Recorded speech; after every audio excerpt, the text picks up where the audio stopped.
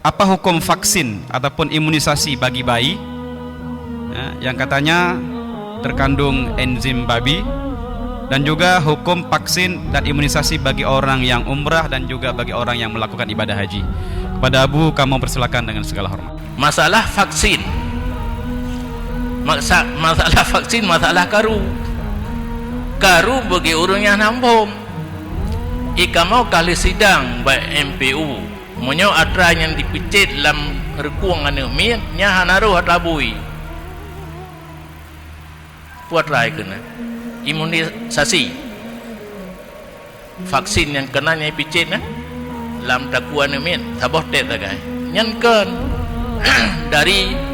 kera itu nijo adanya enzim nyan ba kera yang panjang ekor. Kemudian hasil pengkajian yang kamu kaji uronyan kan dari bui lepun ini pegah-pegah kan enzim babi yang kan dari kera. Paling hukum mutanajis bukan najis bele bui munajis bukan mutanajis menyohana dipesuci olehnya vaksin menyojak wajib bro vaksin pun meningitis nyan tak perle atabui ino kana atalimo tak perle atabui bu pasti le baru hanjun menyaurung pegah-pegahnya hana pupu Nabi kamasyhur sabah ruti yang dipegat di Nanggro Syam na dibuh gapah buyu dalam masyhur urang itu pu mandung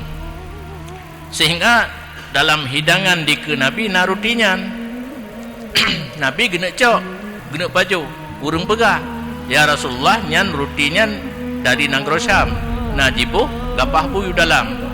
necok li Nabi gedanya mbak urangnya nyo na ibuh gapah buyu oh mana kala ilung kan kaim talung pegah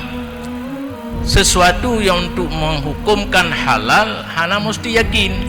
etan mandang kaji, tetapi yang sesuatu jadi manek harus yakin. Sebagai contoh semayang nya untuk batal semayang bu yakin naik tibik kentut sekurang-kurang tak dengar su atau tak cium baik menyograk geruk lang perut naik tibik hana tibiknya hana puja ingat le hana ju untuk sah tatan itamawate tatan kasah semayang yang kecil oleh semayang baik dake urung Muhammadiyah fantasiru juga kan imu-imu bayar pega pintu tabotu rawi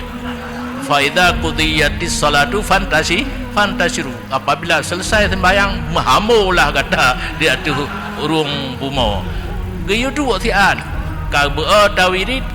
tapi ke tian kabere syarat darukon menyo kabere dakun zikre ya Allah ya Tuhanku semayang yang nayu pubut kalih long pubut dan menurut danlun syarat darukon kasib long harap penerima nya baru pan tasiru kahana datim kun subhanallah lebloh lega nyan mendem beuna tahsinutan dapat jerahtan gedanya kepada Allah serba kekurangan kadang semayang gedanya menurut tatan kasib syarat darukun taharap be gedrimang